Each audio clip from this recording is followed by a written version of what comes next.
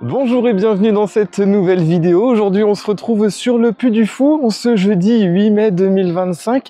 Est-ce que c'est une mauvaise ou est-ce que c'est une très mauvaise idée de venir dans un parc d'attractions ce jeudi, les jours fériés en général, pendant les ponts? Bref, je crois que je vais passer une journée avec beaucoup de monde, je ne sais même pas si ça va être agréable. Donc eh bien cette vidéo est là pour vous conseiller et pour vous dire si c'est une bonne idée ou non de venir sur un parc pendant un jour férié et pendant un pont. Bref, je vous emmène avec moi, ça va être un petit peu mouvementé je pense.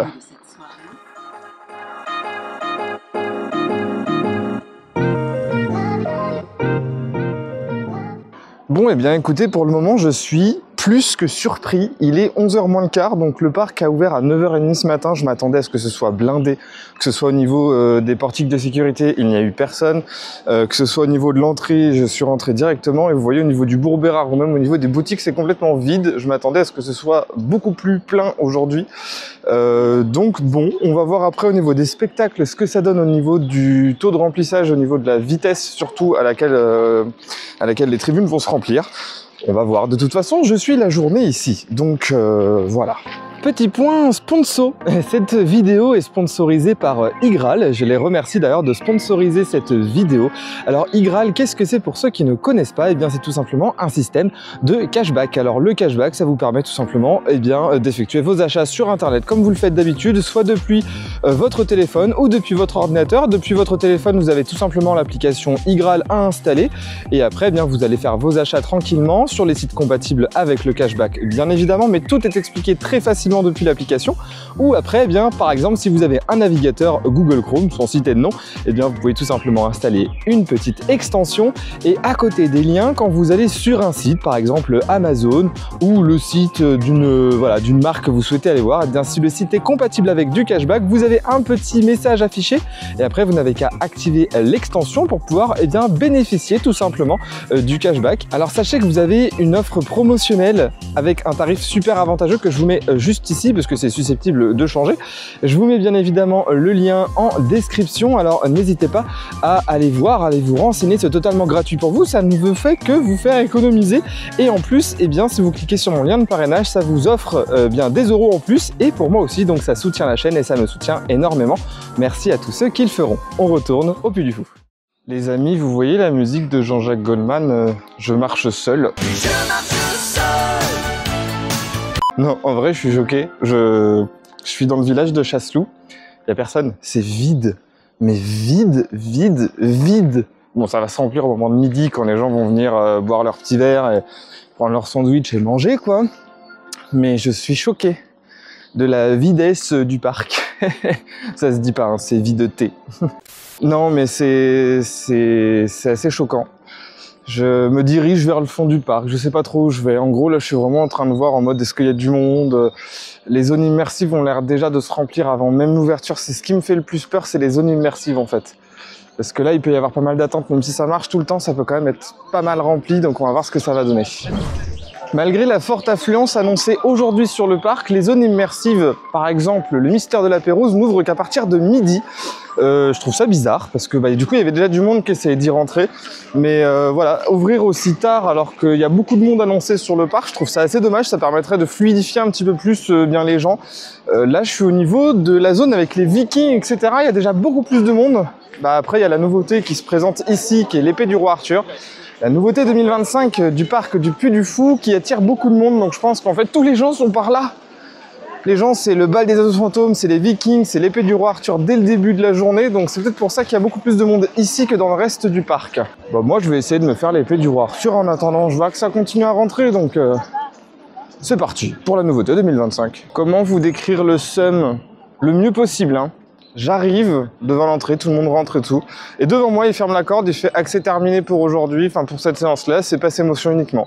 Je suis tout seul, il ne m'a pas laissé rentrer. Le seum intergalactique, sachant... Après, bon, je me suis pas pressé ni rien, mais voilà quoi. Voilà. Je vais dans une zone du parc vers laquelle je ne vais jamais, c'est celle où il y a le signe du triomphe, qui est pourtant l'emblème du parc, avec cette énorme bâtiment, il faut le dire magnifique, mais le spectacle ne me tente pas plus que ça. Et du coup, c'est complètement vide. Il y a un écran ici qui sert à rien parce qu'il n'y a personne. mais c'est juste bizarre, j'ai l'impression de venir là, que le parc est fermé, parce que très franchement, il n'y a personne avec moi. Il y a vraiment personne, je suis tout seul à certains endroits. C'est plutôt rigolo, c'est plutôt sympa. Je redécouvre le parc, on va dire, d'une autre façon. Je marche tranquillement. Je m'attendais clairement pas à une journée comme ça. Je sais que je vais me répéter, hein, mais je m'attendais pas clairement à une journée comme ça, un 8 mai, quoi. Je m'attendais à ce que ce soit noir de monde partout, que ça grouille, que ça braille. Mais non. À part que je viens de me faire tège à l'entrée de l'épée du roi Arthur. Bon, ben je sors également d'une zone immersive. Je viens de faire le premier royaume et il y a personne non plus. Je vous mets des images en même temps, mais c'est assez impressionnant. Je ne comprends pas du tout. Alors, j'ai peut-être éventuellement une théorie, c'est que vu que tout le monde s'attendait à avoir beaucoup de monde sur le parc aujourd'hui, sur les parcs en général, peut-être que les gens se sont dit tous la même chose en mode bah on va pas y aller parce qu'il va y avoir trop de monde. Alors je dis pas qu'il y a personne, il y a du monde, mais ça reste complètement fluide. J'ai l'impression de me retrouver par exemple un vendredi soir quand je viens après le travail, où ça reste très calme. C'est agréable, c'est pas blindé. Alors attention, il n'est pas encore midi. Les gens peuvent arriver encore pour la journée, pour ceux qui viennent par exemple pour les ponts, etc. Donc les gens peuvent encore arriver. On va voir comment ça se passe dans l'après-midi, mais pour le moment c'est quand même très très calme. Je m'attendais vraiment à pire. Bon, il s'est passé pas mal de temps depuis qu'on s'est quitté la dernière fois que je vous ai parlé en tout cas. On a réussi donc à faire zone immersive, on a réussi à manger aussi. On a pu facilement, très facilement se trouver des sandwichs. On a également fait les mousquetaires de Richelieu, on a réussi à être tout en bas, donc il n'y avait vraiment pas grand monde. Là, on sort du dernier panache, il restait encore des tribunes de vide. Sauf que, bon, bah là, vous voyez que ça se remplit un petit peu plus. On va direction Chasseloup, parce qu'il y a Jordan qui nous a rejoint et qui n'a pas mangé. Donc, du coup, bah, on va lui trouver un petit quelque chose à manger. Et nous, on va se manger une petite glace. Faut bien qu'il mange, l'homme, quand même. Bah oui, voilà. Donc journée, non, franchement, journée plutôt calme. Du coup, pour conclure un petit peu depuis ce matin, on s'attendait à beaucoup plus de monde. Donc ça va encore, voilà. Pour comparaison, on a regardé à peu près les temps d'attente du Futuroscope. On a regardé, il était aux alentours des 13h30 de souvenirs, je crois, quand on a regardé à peu près. 13h34, ouais, 13h30, je crois que c'était par là. Et il y avait 3 minutes d'attente à Objectif Mars. Juste à titre de comparaison, c'est pour vous dire qu'il n'y a pas que le Puy du Fou qui est faiblement fréquenté aujourd'hui. Bref, on continue notre journée tranquillement et puis on va voir ce que ça donne par la suite. Bon, eh bien, toujours ce petit micro qui m'embête. La journée continue, se termine tranquillement. Bon, en fait, pour finir, il n'y aura quand même pas eu grand monde sur le parc. Alors là, je me suis mis dans un endroit un petit peu plus tranquille parce qu'on était à la sortie d'un spectacle. Je suis sorti de l'épée du roi Arthur. Et là, je suis venu 45 minutes à l'avance. La file d'attente était déjà pleine et j'ai regardé le spectacle debout.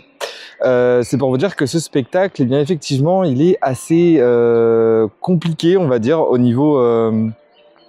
comment dire, il faut s'y prendre à l'avance, quoi. Vu que c'est une nouveauté, il y a quand même pas mal de monde qui arrive.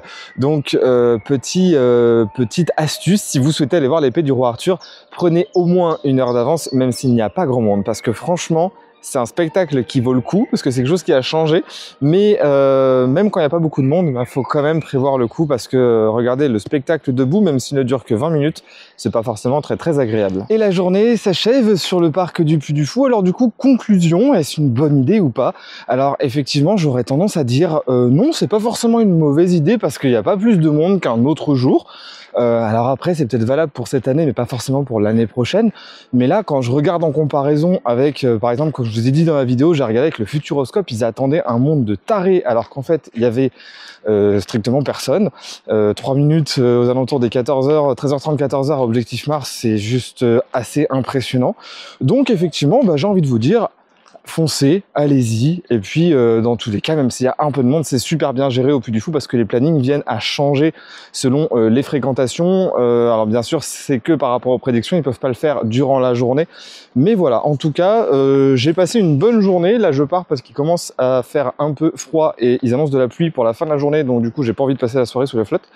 Mais effectivement, j'ai passé une super journée, donc j'ai plutôt tendance à vous dire oui, allez-y. Après, plus vous allez prendre de séjours, on va dire 1 ou 2 jours, plus vous allez avoir le temps de profiter à faire tous les spectacles. Nous, voilà, quand on vient avec nos passionnés, on a tendance à venir que pour une journée, donc on ne fait pas tous les spectacles. Si vous ne connaissez pas le parc, dites-vous que vous n'aurez peut-être pas le temps de faire tous les spectacles en une journée. Donc là, il est peut-être plus avantageux pour vous de prendre 2 jours par exemple. Je fais attention parce que je suis sur le parking. Je tenais également à remercier Igral d'avoir sponsorisé cette vidéo. N'hésitez pas à télécharger l'application, à vous inscrire, c'est totalement gratuit pour vous. Via mon lien, ça permet de m'aider. Et puis vous, à chaque fois que vous allez faire un achat sur internet, ça vous permet de gagner des petites pépettes en plus. C'est toujours ça de prix. Bref, je vous dis à très bientôt pour une prochaine vidéo. Sur le parc du Puy du Fou, j'ai pas mal d'autres petites choses à dire, notamment des infos pratiques. N'hésitez pas également à me dire en commentaire si vous avez des idées de vidéos, si vous avez envie d'avoir des informations. Ça peut me permettre également de vous faire plaisir en faisant des vidéos qui vous seront utiles. Sur ce, je vous fais plein de gros bisous et je vous dis à très bientôt pour une prochaine vidéo. Bisous, ciao!